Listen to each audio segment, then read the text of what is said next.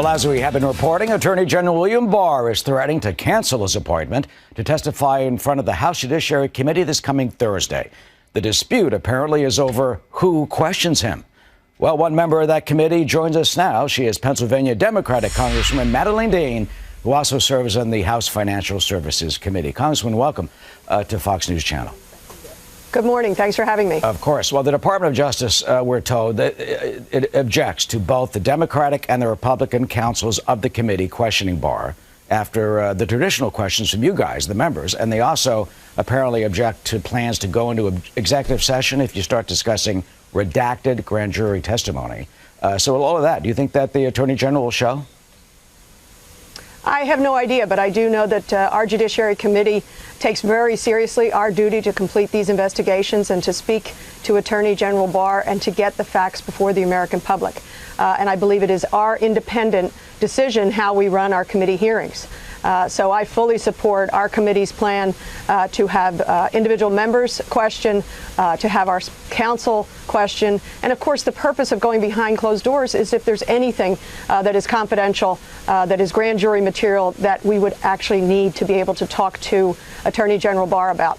I'm puzzled by Attorney General Barr at this point suggesting he will not show. And it's puzzling because we see that across this administration, including the president saying he doesn't think the members of his administration should honor the subpoenas. What do they have to hide?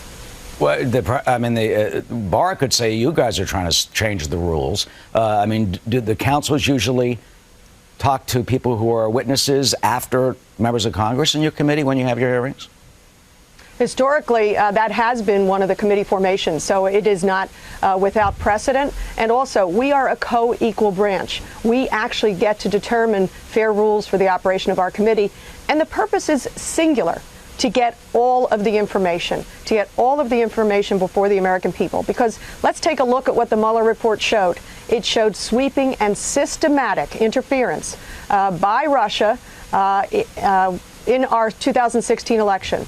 It showed the president and his contemporaries publicly welcomed that interference. And of course, it also showed multiple circumstances, more than 10 circumstances, where the president, instead of saying we have a serious problem here, please investigate this, where he actually obstructed justice. We have every responsibility at this grave time in our history to hold this administration accountable. Well, those 10 that you cite, for example, the claim that McGahn says that the president called him to fire Mueller, those are allegations. Yeah. And the president denies that he did that. They're not proven. Well, we don't know that the president denies because he didn't cooperate. He didn't come in and testify. McGahn did come in and testify. And he testified not only that he was asked to fire, but then was asked to lie about being asked to fire. Can you imagine that? Another member of Deputy National Security Advisor, K.T. McFarland, was asked to falsify a document. It's just stunning. The interference by this president with this investigation once he realized he was under the investigation. Well, you have to go no farther than Judge Napolitano, who said that we must go forward with our investigation because it appears that the president has been operating out of self-interest. His behavior shows that he's operating out of self-interest. Judge Napolitano. Sorry to interrupt, but of course the Fox News legal analyst. And the president, though, says what the committee is doing is a quote political witch hunt. Here's what he says about the investigations on Capitol Hill. We gave 1.4 million documents, if you can believe such a ridiculous thing. 500 people testified. We had 18 people that were Trump haters. That includes Mr. Mueller. He was a Trump hater. I'm talking about wait a minute. Wait. Then he testified. With all of this transparency, we finished. No collusion, no obstruction, right? Then I get out the first day. They're saying, "Let's do it again," and I said, "That's enough. We have to run a country." So as the president says, his view, he thinks the Democrats are trying to sandbag him, or is this legitimate and appropriate congressional oversight of the executive branch? I'm confident. I think the American people are confident that this is important this is oversight over the executive. You know, in the large sweep of history, I'm pretty sure what will not be remembered is the number of times this president has said no collusion, no obstruction. They will remember the cruel, corrupt behavior of an administration that tried to cover over their behaviors of obstruction. And again, it is about the faithful execution of his office. We do not see that, and the Mueller report shows that he is not exculpated from obstruction of justice. In fact, there's serious evidence of obstruction, and more than that, the president himself failed to cooperate with this. It's puzzling to me why Attorney General Barr has so mischaracterized the president's behavior in this. Why is he carrying the president's water? It seems to me that the Attorney General has poured away his own credibility in buckets by trying to offer the president the cover of no collusion or some sort of exoneration. There is no exoneration. Special Counsel Mueller said if he could so say, he would say so.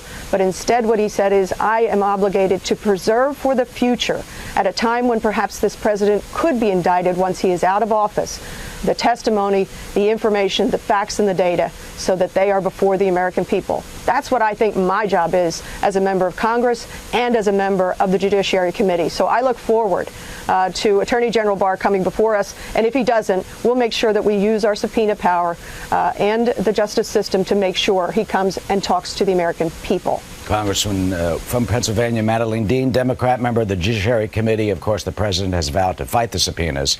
He did answer written questions to the Mueller investigators, but we'll see 4 days to determine whether the Attorney General will show up before your committee. I expect this will be a huge story with a lot of anticipation this week. Thank you for joining us here on the Fox News Channel on this Sunday, and we will have a lot more news coming up. We will be right back. California Congressman, member of the Oversight and Government Reform Committee, Mark DeSaulnier. Nice to see you, sir. Appreciate it. How are these multiple investigations anything other than a fishing expedition? Well, the founders wanted Congress to be a co-equal branch of government. Right. They're very explicit about that. Yeah. And they provided for us to do oversight of the administration. Yeah. It would be my hope that it would be less partisan than it currently is, but it is what it is. We should provide oversight. Congressman, when you had somebody in your caucus, Maxine Waters, not just somebody, a very influential member of your caucus, all the way back on March 21st of 2017, say, get ready for impeachment. You can understand why the president and Republicans as a whole are a little skeptical that this is in good faith when you start asking for tax returns and every deal the president's ever done. Yeah, I can speak for myself, although I have a lot of respect for Representative Waters. I think we need to provide oversight. That's what stood the Congress and the country well when we've provided oversight. Are you overstepping the oversight mandate here? I'm sorry? I said, are you overstepping the oversight mandate? I think we should be aware of that. I don't want to. I want the American public to see. We want to get to the truth so they can see for themselves. So where is the line? If you say you're skeptical of that and cognizant of it, where do you think the line is, and do you think some Democrats have stepped over it yet? I think part of what you're getting at is that there isn't a bright line. I think you know it when you see it as an individual, and I think we have to be aware of that. It's so tax returns, knowing it when you see it? If you let me finish, every American president since Nixon, as I assume you know, has allowed their tax returns to go to the Office of Independent Ethics to see if there's potential conflicts. This one hasn't. We think he should. Okay. Moving on to the divide in your party right now, and you spoke to this a little bit already. We'll get to Chris Cox yesterday at the NRA speaking, and then some other members of your party get your reaction. Take us a look and listen to Cox yesterday. Friends, do you think Nancy Pelosi and Alexandria Ocasio-Cortez are mainstream in the United States of America? Are they in for a rude awakening in November next year when the real America goes to the polls? And here are the tweets from Alexandria Ocasio-Cortez and then Ilhan Omar talking about it. Cortez saying civics lesson for the NRA. As much as they may not like it, the Bronx and Queens are part of the real America too. We'll skip over to Ilhan Omar's tweet next, in which she says, can the real America please stand up? This ain't it, Chief. Is America as divided as that soundbite and those tweets would lead us to believe? It's unfortunately more divided than I would like to see it. I would hope that we would focus more on what we have in common and understand that we're a big country with very divergent opinions. Yeah, we certainly are that. Getting to what Jillian and Kristen Fisher were talking about just a couple of minutes ago, Chuck Schumer and Nancy Pelosi come up to the White House. There's always news out of this, and there is this talk of having some kind of legislative process when it comes to infrastructure. Mm-hmm. Is that possible in the environment we have today? Well, I'm on the transportation infrastructure. We take pride, both parties, members on that committee, of saying it's the least partisan committee in Congress. We hope so. Your roads are not partisan. How you get to work, how you pick up your kids are not partisan. All right, so we need to invest give me in a top infrastructure. 3 wish list of things that you think both sides can get behind and we could actually see Congress legislate on. Well, we've got over $1.5 trillion worth of unspent needs, so we need to go with what the engineers tell us. How do we move people as efficiently and as effectively as possible in commercial goods? Forgive me, but what is an unspent need? Bridges, roads who are deteriorating. These are engineering definitions. I know that's not exciting. The biggest challenge is to identify revenue.